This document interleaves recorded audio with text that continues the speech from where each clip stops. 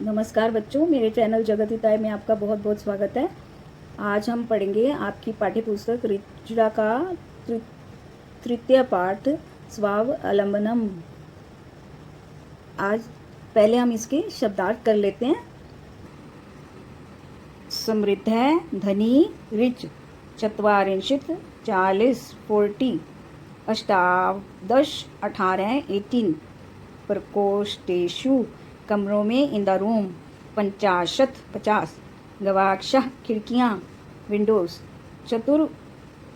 चत्वारिंशत्, 44, 44, शतत्रिंशत्, 36, 36, कृषक दंपति, किसान, पति पत्नी, आतिथ्यम, अतिथि सत्कार, रिस्पेक्टिंग द गेस्ट, कर्म करे, काम करने वाला, वर्कर, भवताम, आपके, योर्स, भृत्य, नौकर, सर्वेंट, शक्नुवंती, सकते हैं, एबल टू डू।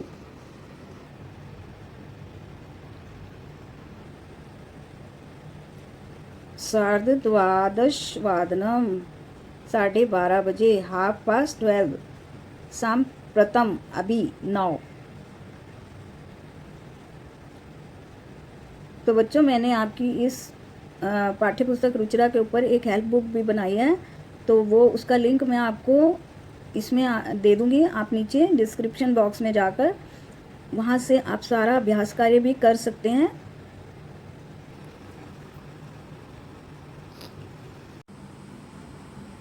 तो बच्चों, हम शुरू करते हैं आपकी पाठ्यपुस्तक रुचिरा का तृतीय पाठ स्वावलंबनम। स्वावलंबनम का अर्थ है आत्मनिर्भर। कृष्णमूर्ति और श्रीकंठ दो मित्र थे। आस्ताम आता है दो के लिए, मित्रे, मित्रे भी द्वितीय है, द्विवचन। श्रीकंठस्य पिता समृद्ध आसीत्। श्रीकंठ के पिता अमीर थे, अतः तस्य भवने सर्वविधानि सुख साधनानि आसन्। इसलिए उसके घर में, उसके भवन में, उसके भवन मतलब घर में, सर्वविधानि सुख साधनानि आसन, सब तरह की सुख साधन, आसन मतलब थे, साधनानी बहुवचन, इसलिए अस्ति आसन, आसन आ जाएगा यहाँ पर। तस्मिन् विशाले भवने चत्वारिंशत् स्तंभा आसन, और उसके बड़े भवन, घर में, भवन में, चत्वारिंशत् यानी कि 40, स्तंभ मतलब खम्बे थे। तस्य अष्टादश प्रकोष्ठेषु 50 गवाक्षा, 40 द्वाराणि, 36 विद्युत व्यंजनानि च आसन्। उसके 18 कमरों में 50 खिड़कियां, 44 दरवाजे और 36 पंखे थे। विद्युत व्यंजनानि पंखे। तत्र 10 सेवकः निरंतरं कार्यं कुर्वन्ति स्म, और वहाँ पर 10 नौकर लगातार कार्य करते थे।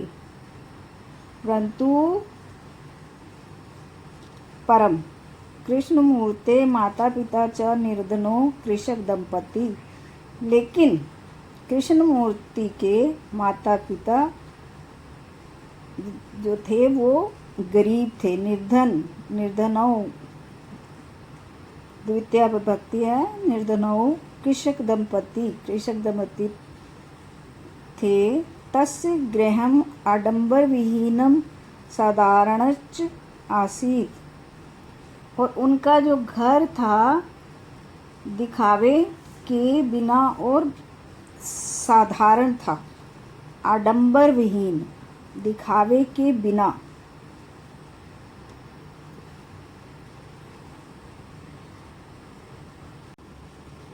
अब हम आ जाते हैं अगले पैरे पे। इसमें है एकदा श्रीकंठे 300 प्रातः नववादने तस्य गृहम् अगच्छत्। एक बार श्रीकंठ उसके साथ सुबह 9 बजे उसके घर गया। नववादने, नववादने मतलब 9 बजे उसके घर गया और वहाँ तत्र कृष्णमूर्ति तस्य माता पिता च सब शक्त्या श्रीकंठस्य आतिथ्यं कुर्वन्।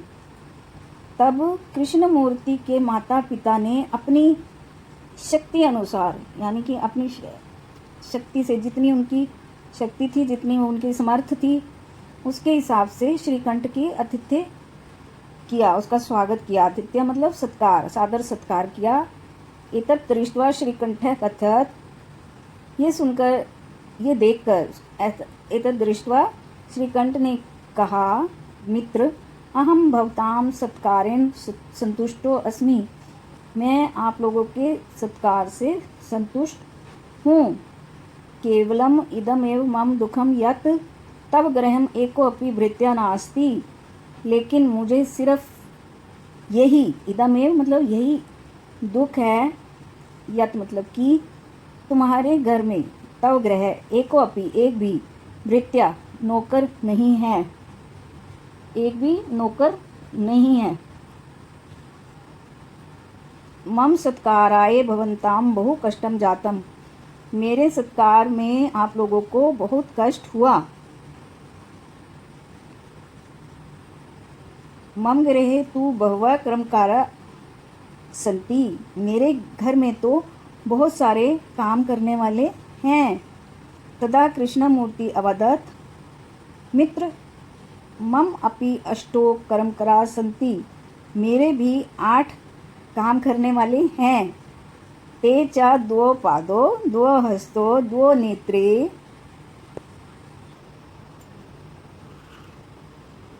2 श्रोत्रे इति। मेरे 2 हाथ, 2 पैर, 2 नेत्र और 2 कान। एते प्रति क्षणम मम सहायकः। ये हर क्षण मेरी सहायता करते हैं और ये दोनों, ये सभी सदा मेरे अधीन रहते हैं। किंतु तव भृत्या सदैव सर्वत्रम च उपस्थिता भवितुम न शक्नुवन्ति। लेकिन तुम्हारे जो नौकर हैं वो रात दिन काम नहीं कर सकते। सर्वे सदैव सर्वत्र, सब जगह तुम्हारे लिए उपस्थित नहीं हो सकते। त्वं तु सर्व कार्याम भृत्याधीन। तुम तो सब कार्यों के लिए, सब कामों के लिए नौकरों के अधीन हो। यदा यदा ते अनुपस्थिता तदा तदा त्वं कष्टम अनुभवति। जब जब वो अनुपस्थित होते हैं तब तब तुम कष्ट में महसूस करते हो। अनुभवती मतलब महसूस करते हो, अनुभवसी। त्वम के साथ सी आएगा। स्वावलंबने तु सर्वदा सुखमेव। अपने ऊपर आत्मनिर्भर रहने से तो हमेशा सुख ही होता है। ना कदापि कष्टम भवति, कभी कष्ट नहीं होता। श्रीकंठ अवदत्, श्रीकंठ ने कहा, मित्र तव वचनानि श्रुत्वा मम मनसि महती प्रसन्नता जाता। तुम्हारे वचन सुनकर, श्रीकंठ अवदत्, श्रीकंठ ने कहा, मित्र हे मित्र, तुम्हारे वचनों को सुनकर मेरा मन में बहुत प्रसन्नता हुई। अधुना अहम अपि सर्व कार्याणि स्वमेव कर्तुम इच्छामि। अब मैं सारे काम खुद ही करने की इच्छा करता हूँ। भवतु सार्धद्वादशवादनम् इदम्।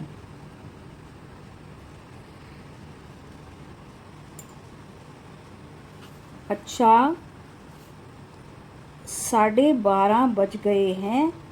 मैं अब घर जाता हूँ। साम्प्रतं गृहं चलामि, अपने घर चलता हूँ। तो बच्चों अब कर लेते हैं अभ्यास कार्य। उच्चारण कुरुतः, इन शब्दों का, नीचे दिए गए शब्दों का उच्चारण करें, उन्हें बोलें।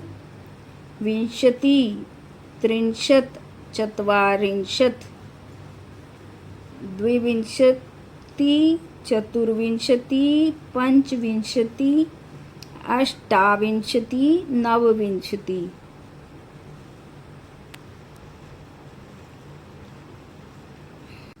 तो बच्चों अब हम आ जाते हैं प्रश्न नंबर 2 पर। अधोलिखितानां प्रश्नां उत्तराणि लिखत। तो पहला प्रश्न है, कस्य भवने सर्वविधानि सुख साधनानि आसन, किसके घर में सब तरह के सुख साधन थे? तो उसका आंसर बनेगा श्रीकंठस्य भवने सर्वविधानि सुख साधनानि आसन। कस्य गृह कोऽपि भृत्या नास्ति, किसके घर में कोई भी नौकर नहीं है? तो कस्य, जैसे कस्य लिखा गया यहाँ पर, तो हम लिखेंगे कृष्णमूर्तस्य गृह कोऽपि भृत्या नास्ति। जैसे कस्य भवने सर्वविधानि सुख साधनानि में हमने इस्तेमाल किए श्रीकंठस्य। अब नीचे आ जाते हैं हम। श्रीकंठस्य आतिथ्यम के कुर्वन्, श्रीकंठ का आतिथ्य किस ने किया? तो कृष्णमूर्ति तस्य माता पिता च, कृष्णमूर्ति और उसके माता पिता ने श्रीकंठस्य आतिथ्यम कुर्वन्, के की जगह आ जाएगा उन सब के नाम। श्रीकंठ, कृष्णमूर्ति तस्य माता पिता। सर्वदा कुत्र सुखम, सुख कहाँ पर है? तो इसका उत्तर बनेगा यत्र स्वावलंबम नम तत्र सर्वदा सुखम, जहाँ पर सब आत्मनिर्भरता होती है, खुद वहीं पर सदा सुख होता है। श्रीकंठे कृष्णमूर्ते गृहं कदा गच्छत, श्रीकंठ कृष्णमूर्ति के घर में कब आया? तो श्रीकंठे कृष्णमूर्ते गृहे प्रातः 9 अगच्छत। तो बच्चों लिखा हुआ आंसर अगर आपको चाहिए तो आपको मेरी हेल्प बुक पर जाना पड़ेगा। तो आप जगत हिताय में जाकर हेल्प बुक डालेंगे तो आपको मिल जाएगी। उसका नीचे मैं लिंक भी दे दूंगी, आप वहाँ से भी देख सकते हैं। कृष्णमूर्ते कति कर्मकरा संति, कृष्णमूर्ति के घर में कितने काम करने वाले थे? उसके घर में कृष्णमूर्ते अष्ट कर्मकरा संति, 8 काम करने वाले थे। अब ये प्रश्न नंबर 3, चित्राणी गणित्वा तद्य संख्यावाचक शब्द लिखत। अब आपको इनको गिनती करके इनके संख्यावाचक शब्द लिखने हैं। तो पहले हैं अष्टादश यानी कि 18, एकविंशति यानी कि 21, आगे है पंचादश यानी कि 15, आगे षट्त्रिंशत् यानी कि 36। अब अगला है चतुर्विंशति और उससे अगला है त्रिंशत्। अब प्रश्न नंबर 4 के अंदर हमें शब्द जो दिए गए हैं उनको हमने मंजूषाते अंक, जो अंक दिए गए हैं उनके शब्द लिखने हैं। तो वो इस प्रकार से हैं 28, अष्टाविंशति, 30, त्रिंशत्, 27, सप्तविंशति, 31, एकत्रिंशत्, 24, चतुर्विंशति, 50, पंचाशत्, 40, चत्वारिंशत्। से खुदाई का काम कर रहे हैं। कृषका धान्यम रोपयंती, तो जो बहुत सारे किसान हैं, एक दो से ज़्यादा हैं तो वो बहुवचन हो जाता है, तो कृषकः। पहले है कृषकः, फिर आया दो किसान कृषकौ, अब आ गया कृषकः बहुत सारे किसान, धान्यम रोपयंती। अब क्रिया को देखिए, पहले में कृषति आया, कर्षति आया, फिर कुरुतः आया, फिर कृषका, रोपयंती, करती, करतः, करंती। तो इस तरह कुरुतः आया, फिर रोपयंती आया। तो इस बात को भी आपको समझना होगा कि जिस प्रकार से जो क्रिया करने वाले जितने भी संज्ञा शब्द होंगे, उनके साथ आपको जो क्रिया है वो भी उसी तरह से लगानी पड़ेगी। एक वचन के साथ एक वचन, द्वि के साथ द्विवचन और बहुवचन के साथ बहुवचन। और यही आपको समझाने के लिए ये वाक्य बनाए गए हैं। अब अधोलिखितान समयवाचकान अंकान पदेषु लिखत। अब नीचे आपको समय दिया गया है, तो उस समय को हमें शब्दों में, पद में कैसे लिखना है वो आपको बताना है।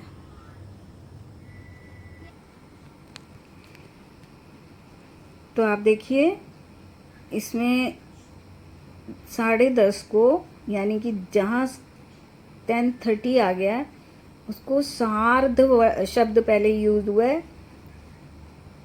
द्वादश, अब 7 बजे को क्या बोलते हैं? सप्तवादनम। वादनम शब्द सबके आगे लगा हुआ है। आर्ध जहाँ पर 30 आ जाता है, साढ़े बोलते हैं हम हिंदी में, तो वहाँ पर सार्ध आ जाएगा। जैसे 2:30 बजे, 2:30, सार्ध द्विवादनम, सार्ध द्विवादनम। एकादश वादनम, 11 बजे को बोलेंगे एकादश वादनम। तो अगर ये 11:30 होता तो सार्ध एकादश वादनम बोलते। अब हम इसे सिर्फ एकादश वादनम बोल रहे हैं क्योंकि यहाँ 11 बजे हैं। अब 4:30, सार्ध चतुर्वादनम। अब 1:30, 1:30 को बोलेंगे सार्ध एक वादनम, सार्ध एक वादनम। अब 5 बजे को पंचवादनम, और 3:30 को सार्ध त्रिवादनम। 9 बजे नववादनम, 12:30 बजे सर्ध द्वादश वादनम। 8 बजे को अष्टवादनम, 7:30 बजे को सार्ध सप्तवादनम। तो आपने देखा कि जहाँ पर साढ़े वर्ड आ रहा है, 30 लगा है जहाँ पर, वहाँ पर उसको सार्ध, हम हिंदी में साढ़े बोलते हैं, इसे संस्कृत में सार्ध बोलते हैं। और वादनम बजे, तो बजे तो सबके आगे आ रहा है, बाकी गिनती है जो आपने लिखनी है। अगर आधा है तो उसमें सार्ध लगा देना है। अब हम बच्चों, अब हम आ जाते हैं प्रश्न नंबर 7 पर। नीचे दिए गए बॉक्स में से हमें शब्द लेकर और नीचे वाक्यों को पूरा करना है। तो ऋत्वय भवन्ति क्या, ऋत्वय भवन्ति षड्, ख। मासा भवन्ति, महीने कितने होते हैं? 12। कितने होते हैं? 12। एकस्मिन् मासे अथवा दिवसा भवन्ति, कितने कितने दिन होते हैं महीनों में? 63, 30 या 31, 31 दिन होते हैं। फरवरी के महीने में, फरवरी मास से सामान्यतः दिनानि भवन्ति, सामान्यतः फरवरी मास में कितने दिन होते हैं? 28, तो 28 दिन होते हैं। अब अगला है मम शरीरे हस्तोस्तः, मेरे शरीर में कितने हाथ हैं? 2 हस्तोस्तः, कितने हाथ होते हैं? 2। अब ध्यावतम में आपको जो दिया गया है उसे आपको ध्यान से पढ़ना है और उसे याद करना है कि जैसे भारतीय वर्ष अनुसार मासानाम ऋतूनाम च नामनी, मास महीनों के नाम और उसके ऋतुओं के नाम दिए गए हैं। कौन से महीनों में कौन सी ऋतु होती है। चैत्र वैसाख में बसंत ऋतु होती है, ज्येष्ठ आषाढ़ में ग्रीष्म ऋतु होती है, श्रावण भाद्रपद में वर्षा ऋतु होती है, अश्विन कार्तिक में शरद ऋतु होती है, मार्गशीर्ष और पौष में हेमंत ऋतु होती है, माघ और फागुन में शिशिर ऋतु होती है। तो ऋतुएं 6 प्रकार की हो गई, 6 प्रकार की ऋतुएं हो गई और 12 मास हो गए। तो आपको ये भी याद कर लेना है, चैत वैशाख ज्येष्ठ आषाढ़ श्रावण भादो अश्विन कार्तिक मार्गशीर्ष पौष माघ फागुन वसंत ग्रीष्म वर्षा शरद हेमंत शिशिर। तो बच्चों ये था आपका तृतीय पाठ स्वावलंबनम। तो इसका एक हम हेल्प बुक भी आपके लिए बना रहे हैं, जो कुछ दिनों में उसका लिंक भी हम डिस्क्रिप्शन बॉक्स में दे देंगे, और वैसे उसके ऊपर एक कंप्लीट वीडियो भी आपको मिलेगी। तो आपको अगर ये वीडियो पसंद आए तो आप इसे अपने दोस्तों के साथ शेयर करें ताकि वो भी इनका फ़ायदा उठा सके, और मेरे चैनल को सब्सक्राइब ज़रूर कर दें और बेल आइकन दबा दें ताकि अगली जो मैं वीडियो बनाऊँ उसका नोटिफिकेशन आप तक पहुंच जाए। थैंक यू, धन्यवाद, जय हिंद, वंदे मातरम।